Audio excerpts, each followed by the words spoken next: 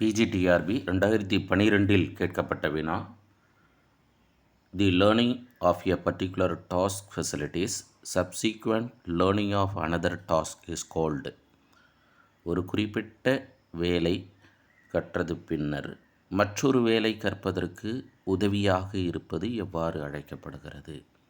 Option A negative transfer of learning, எதிர்மறை கற்றல் மாற்றம். B zero transfer of learning, பூஜ்ஜிய கற்றல் மாற்றம். C positive transfer of learning, நேரிடையான கற்றல் மாற்றம். D none of the above, இவை ஏதும் இல்லை. சரியான விடை ஆப்ஷன் சி நேரிடையான கற்றல் மாற்றம். இதுவே ஒரு குறிப்பிட்ட வேலை கற்றது பின்னர் மற்றொரு வேலை கற்பதற்கு தடையாக இருப்பது அப்படின்னு கேட்டாங்கன்னா எதிர்மறை கற்றல் மாற்றம். உதவியாகவும் இருக்காது, தடையாகவும் இருக்காது. அதெல்லாம் நம்ம என்னன்னு சொல்கிறோன்னா பூஜ்ஜிய கற்றல் மாற்றம். பொதுவாக உளவியலில் கற்றல் மாற்றம் 3 வகை. ஒன்று பாசிட்டிவ், இன்னொன்று negative, then third one zero. இதில் நமக்கு கேட்கப்பட்ட வினா நேரடியான கற்றல் மாற்றத்திற்குண்டான விடை. அடுத்து, theory of hierarchical of human needs is proposed by. மனித தேவைகளை உயர்நிலைப்படி கோட்பாடாக உருவாக்கியவர். இது மோட்டிவேஷன் என்ற சாப்டரில்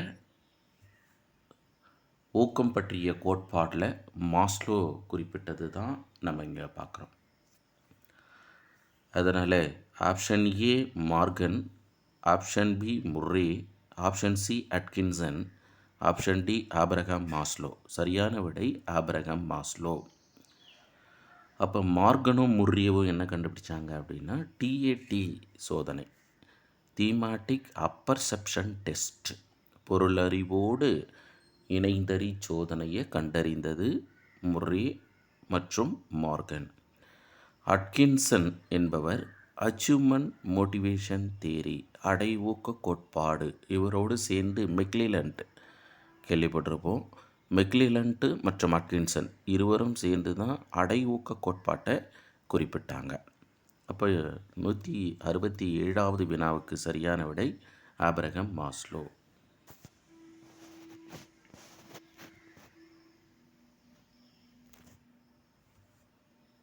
then which is not defence mechanism, தற்காப்பு நடத்தை அல்லாதது எது?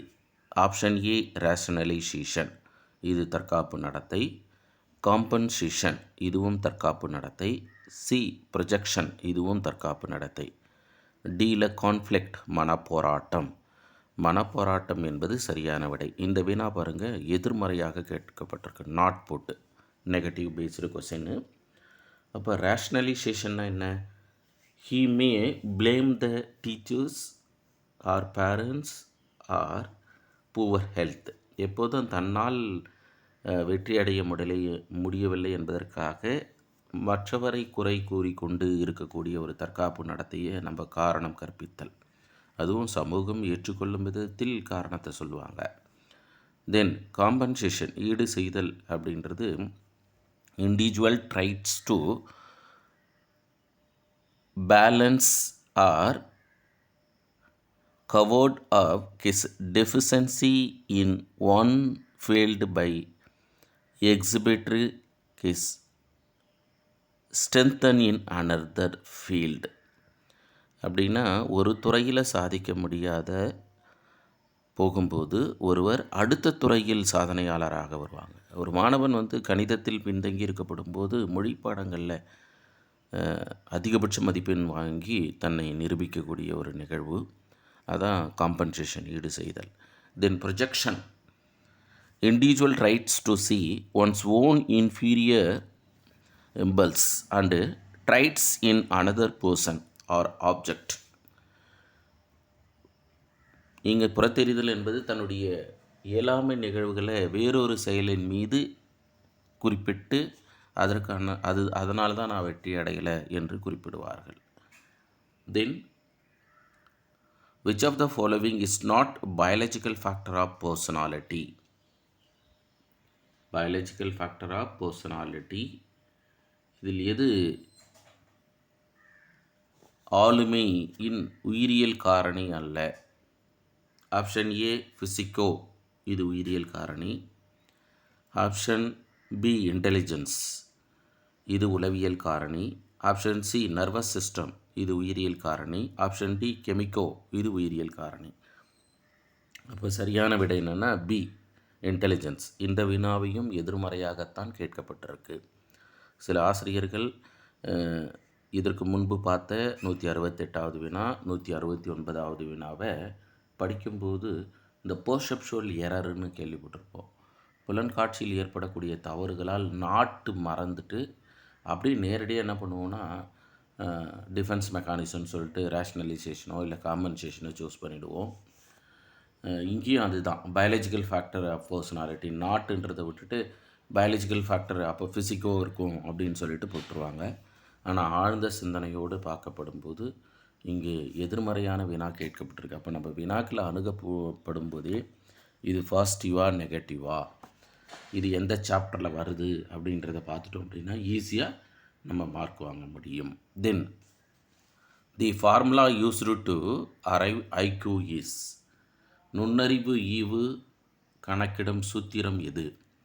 Option A MA divided by CA into 100, option B CA divided by MA into 100, C MA into CA into 100, D MA into CA minus 100. சரியான விடை option A. MAன்றது stands for mental age, CA stands for chronological age. MAன்றது மனவயது, CAன்றது கால வயது. அப்போது இந்த ஃபார்முலா படி பார்க்கும்போது IQ term was first coined by German psychologist William Stern 1914. 1914ஆம் ஆண்டு ஜெர்மன் நாட்டு உளவியல் ஆய்வாளரான வில்லியம் ஸ்டெர்ன்ன்றவர் தான் ஐக்யூ என்ற ஒரு சொல்லை உருவாக்கினார். ஆனால் எம்ஏ பற்றி எக்ஸ்பிளைன் பண்ணது யார்? MA introduced by French psychologist Albert பீனே. French நாட்டு உளவியல் ஆய்வாளரான ஆல்பர்ட் பீனே தான் முதல்ல ஒற்றை காரணியாக மன வயதை குறிப்பிட்டார். Then conflict between two negative goals is. Option A avoidance விலகுதல், பி அவாய்டன்ஸ் அப்ரோச் அணுகுதல், ஆப்ஷன் சி அப்ரோச் அணுகுதல், D none of the above, இவை எதுவும் இல்லை. அப்போ சரியான விடை என்னென்னா ஆப்ஷன் ஏ சரியானது சார். விலகு அல்லது விலகுதல், அவாய்டன்ஸ். ஏன்னா இரண்டும் எதிர்மறையான ஊக்கி. சில சமயங்களில் பாருங்களேன், நெகட்டிவ் கோல்ஸுக்கு பதில் 2 பாசிட்டிவ் கோல்னு கேட்டாங்கன்னா சரியான விடை என்ன சார்னா ஆப்ஷன் சி சரியானது, அப்ரோச். இதுவே 1 பாசிட்டிவ் கோல் 1 நெகட்டிவ் கோல் ஆர் 1 நெகட்டிவ் கோல் 1 பாசிட்டிவ் கோல் அப்படின்னு கேட்டாங்கன்னா பி ஆப்ஷன் சரியானது. அதனால் மனப்போராட்டத்தில் 3 வகை இருக்குது. விலகுதல் அணுகுதல். Then the goal of educational innovation is. கல்வியில் புதுமையின் குறிக்கோளானது. Option A positive change in learning, கற்றலில் மிகை மாற்றத்தை உருவாக்குவது.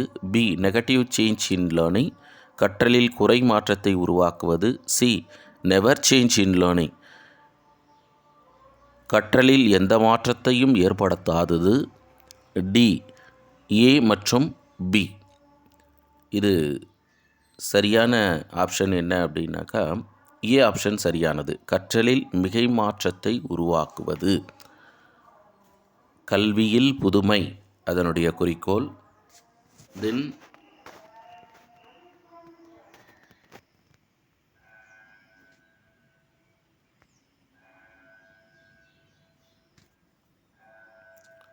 விச் ஆசிரமம் presents ideal of human unity. எந்த ஆசிரமம் மனித ஒற்றுமையே உயர்வானது என்பதை பிரதிபலிக்கிறது. Option A Ramakrishna mission, Ramakrishna Math. B Vivekananda ஆசிரமம். சி ஸ்ரீ அரவிந்தோ ஆசிரமம். டி காந்திஜி ஆசிரமம், காந்தியடிகளின் ஆசிரமம். சரியான விடை என்ன அப்படின்னா ஆப்ஷன் சி சரியானது சார். ராமகிருஷ்ணா மடத்தில் தான் முதல்ல சுவாமி விவேகானந்தர் பள்ளியை துவக்கினார். காந்தியடிகள் சபர்மதி ஆசிரமத்தில் தான் முதல்ல ஆதார கல்வி அல்லது அடிப்படை கல்வியை துவக்கினார். தென் who first advocated that women are equal to men in education? கல்வியில் ஆணுக்கு பின் சமம் என்ற கருத்தை முதலில் பிரதிபலித்தவர். ஆப்ஷன் ஏ விவேகானந்தர், option B Rousseau, option C Gandhiji, option D Dayananda Saraswati. இப்போ இந்த ஆஸ்பெக்டில் பார்க்கும்போது பெரும்பாலும் முற்போக்காக சிந்தித்தது இந்திய நாட்டு சிந்தனையாளர்களை விட மேலை நாட்டு சிந்தனையாளர்கள் அப்படின்னா சரியான விடை. அப்படி நம்ம பார்க்கும்போது ரூசோ தான் இதில் மேலை நாட்டு கல்வி சிந்தனையாளர். அதனால் சரியான விடை என்ன சார்னா ரூசோ தான் சார். ரூசோ தான் எதிர்மறை கல்வியை குறிப்பிட்டு அதுக்கடுத்தது எமிலி என்கின்ற கதாபாத்திரம் எமிலி என்ற நாடகத்தில் சோபி என்ற கதாபாத்திரத்துக்கு பெண் கல்வியை 5 நிலைகளாக பிரித்து குறிப்பிட்டிருப்பார். அதனால் சரியான விடை ரூசோ. தென் the preamble of the Indian Constitution describes one of the principles of follows. இந்திய அரசியல் சட்ட அமைப்பின் முகப்புரையில் விவரிக்கப்பட்ட கோட்பாடுகளில் ஒன்று ஈக்குவாலிட்டி சமத்துவம், மொனார்கி அதிகாரத்தன்மை, சி டிஃபரன்ஷியேட் வேறுபடுத்தல், டி ஐசோலேஷன் தனிமைப்படுத்தல். சரியான விடை சமத்துவம்.